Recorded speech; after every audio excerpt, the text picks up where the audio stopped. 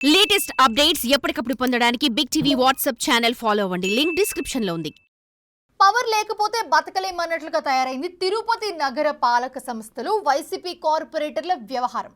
రాష్ట్రంలో అధికారం మారిన వెంటనే అప్పటి వరకు మాజీ ఎమ్మెల్యే భూమనాను వీరుడు సూర్యుడు అని పొగిడిన వారు నోర్లు మూసుకుపోయాయి. ఇప్పుడు టీడీపీ క్యాడర్ నుంచి తీవ్ర వ్యతిరేకత వస్తున్నా ఆ పార్టీలో చేరడానికి వైసీపీ కార్పొరేటర్లు క్యూ కడుతున్నారు. ఎన్నికల్లో టీడీపీ వారితో నామినేషన్లు వేయనీయకుండా అరాచకాలు చేసి ఏకగ్రీవమైన వైసీపీ కార్పొరేటర్లు మనకు అవసరమా అని తిరుపతి తమ్ముళ్ళు ప్రశ్నిస్తున్నా పార్టీ పెద్దలు మాత్రం పట్టించుకోవడం లేదంట. ఆ క్రమంలో తిరుపతి తమ్ముళ్ళు ఆగ్రహంతో రగిలిపోతున్నారు. ఇప్పుడు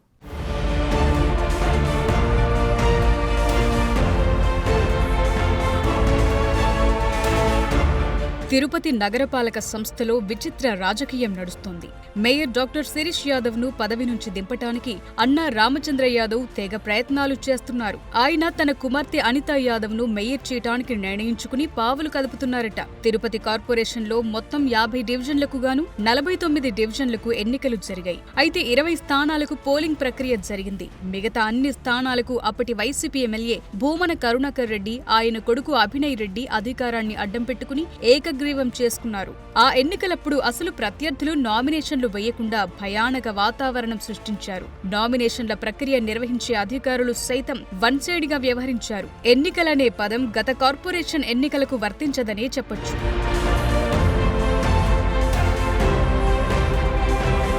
అదే సమయంలో ఎన్నికల తరువాత సమావేశాల్లో టీడీపీ సభ్యున్ని ఆటాడుకున్నారు. అందరికంటే ఎక్కువగా deputy mayor Mudra Narayana, SK బాబు, అజయ్ లాంటి కార్పొరేటర్లైతే అతి భక్తి ప్రదర్శించారు. ముద్ర నారాయణ అయితే ఏకంగా భూమన, ఆయన కుమారుడు అభినయ్ ఫోటోలున్న లాకెట్ ను ధరించి తన స్వామి భక్తిని ప్రదర్శించారు. ఇక రాష్ట్రంలో వైసీపీ ప్రభుత్వం ఉన్నంత కాలం వారి దందాలకు కొదవలేకుండా పోయింది. నగరంలో ఎవ్వరు ఇల్లు కట్టుకోవాలన్నా, కనీసం బోరు వేసుకోవాలన్నా స్థానిక డివిజన్ కార్పొరేటర్ కు ఆమ్యామ్యాలు చెల్లించాల్సొచ్చేది.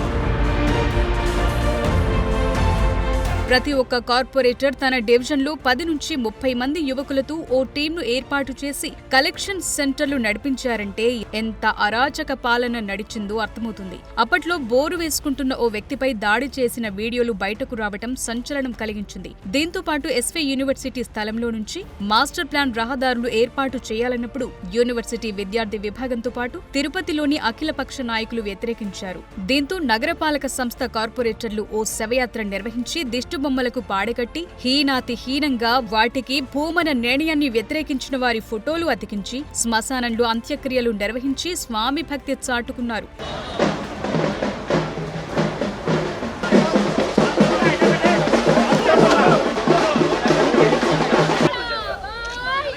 ఇది అప్పట్లో పెద్ద ఎత్తున విమర్శలకు దారితీసినా పోలీసులు కనీసం కేసు పెట్టలేదు.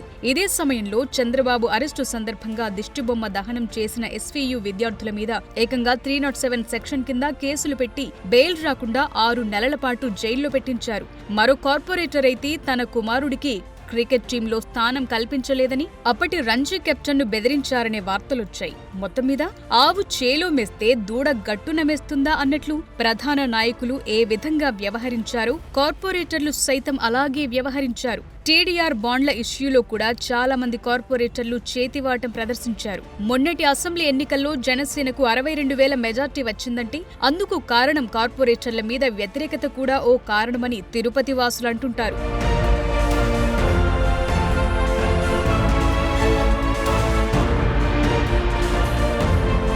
ఆ క్రమంలో ఎన్నికల ముందే అన్నా రామచంద్రయ్య కుమార్తెలు ఇద్దరితో పాటు మొత్తం 5 కార్పొరేటర్లు టీడీపీ జనసేనలో చేరారు. ఫలితాల తర్వాత మొత్తం టీం టీడీపీ జనసేనల్లో చేరటానికి ప్రయత్నించగా తిరుపతి టీడీపీలోని కీలక నాయకులు వ్యతిరేకించారు. ప్రత్యక్షంగా ప్రజల చేత ఎన్నుకోబడని వారు మనకెందుకని అధిష్టానం వద్ద తమ వాదనలు వినిపించారు. అయినా వైసీపీ కార్పొరేటర్లు తమ ప్రయత్నాలు మారటం లేదు. జనసేనలో షాడో ఎమ్మెల్యేగా వ్యవహరిస్తున్న ఓ నాయకుడు వీరు వెనుకున్నట్లు తెలుస్తోంది.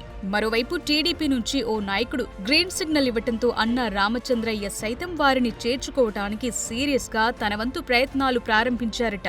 మొదట్లో మేయర్ గా శిరీష యాదవ్ నే కొనసాగించాలని టీడీపీ తిరుపతి పార్లమెంటు నాయకుడు నరసింహ యాదవ్ అభిప్రాయపడినప్పటికీ ఇప్పుడు ఆయన కూడా అన్నా వర్గానికి మద్దతు పలుకుతున్నాడని అంటున్నారు. మున్సిపల్ ఎన్నికల చట్ట సవరణ నేపథ్యంలో వైసీపీ కార్పొరేటర్లు కూటమి పార్టీలో చేరేందుకు ఉత్సాహంగా ఉన్నారు. టీడీపీలోని జేబీ శ్రీనివాస్, దేవనారాయణ రెడ్డిలతో పాటు క్యాడర్ మొత్తం వ్యతిరేకిస్తున్న వైసీపీ కార్పొరేటర్లు మాత్రం తమ ప్రయత్నాలు మారటం లేదట. బీసీ నేత అన్నా రామచంద్రయ్య, వైసీపీ సీనియర్ నేత దొడ్డారెడ్డి సిద్ధారెడ్డి నేతృత్వంలో 10 మందికి పైగా కార్పొరేటర్లు విజయవాడలో ఇటీవల జిల్లా ఇన్ఛార్జి మంత్రి అనగాని సత్యప్రసాద్ ను మర్యాదపూర్వకంగా కలిశారు. టీడీపీలోకి వస్తామన్న వారి ప్రతిపాదనపై మంత్రి సానుకూలంగా స్పందించినట్లు తెలిసింది.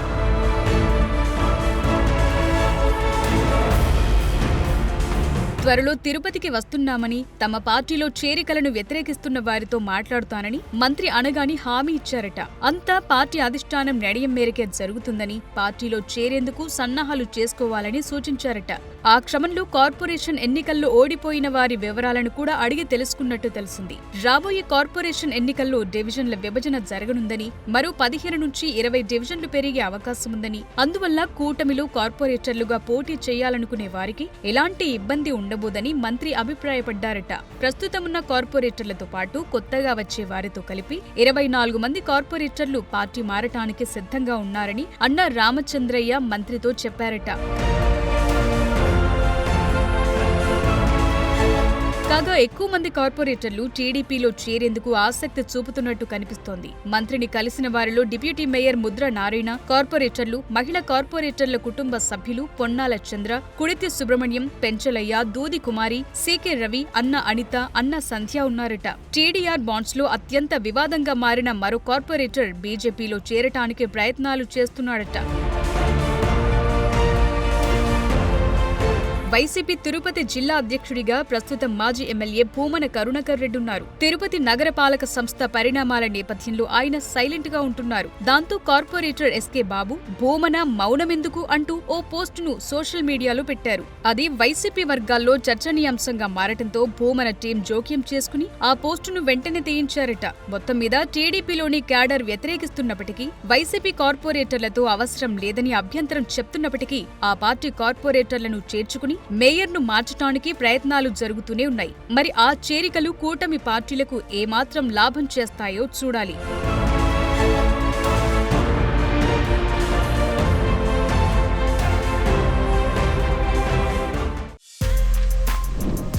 For more videos like this, subscribe Big TV channel.